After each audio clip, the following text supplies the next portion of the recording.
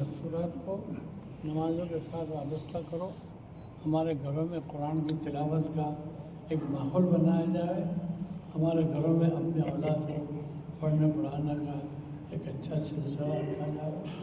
माशाअल्लाह आपकी कोसाड़ी का मकतब बहुत अच्छा है, उसका तालीम निज़ाम भी बहुत अच्छी है और असातिज़े किराम भी अच्छे हैं, मेहनत कर रहे हैं। अब माँ बाप के ज़िम्मे ये है कि वो अपने बच्चों की तरबियत करें।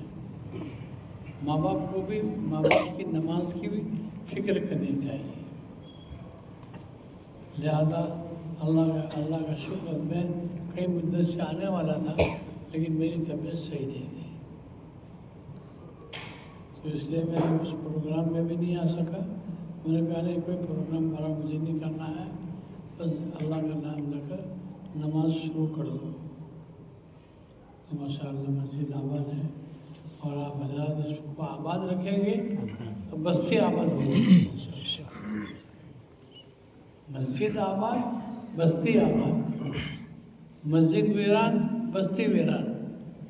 लिहाजा हमारा हर घर में मस्जिद बननी चाहिए, हर घर में हमारे सुन्नत नवाफिल का एहतमाम होना चाहिए। हमारे बच्चे हमारी नमाज़ पढ़ते हुए देखेंगे, मेरा मोहतरमा पढ़ रहे हैं तो मैं भी पढ़ूँ।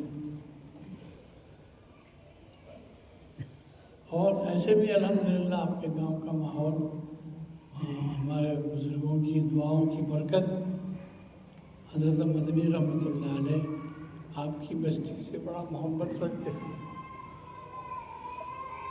मौलाना अरशद गंगोही साहब अभी इलाक़े में आए थे तो मैंने उनको फ़ोन किया कि हज़रत मैं तो बाहर इधर हूँ, आप कोसाड़ी तशरीफ़ ले जाइए।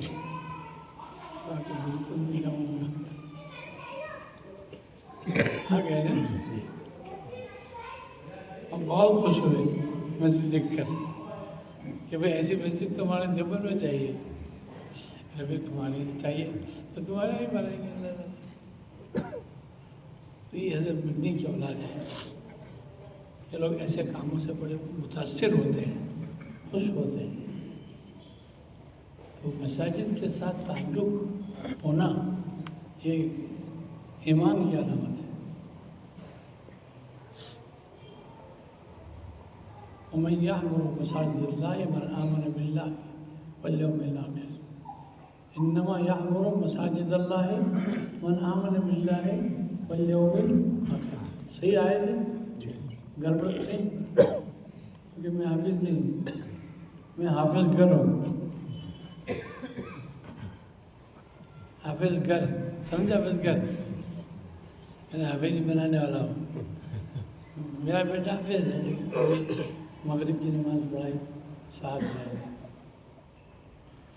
तो महाराज आप हजरात भी अपने औलाद की भी फ़िक्र करो। आप बिल्कुल ऐसा न समझें कि दीनी तालीम से क्या होगा। दीनी तालीम से क्या होगा? दीनी तालीम से अल्लाह का दिन ज़िंदगी में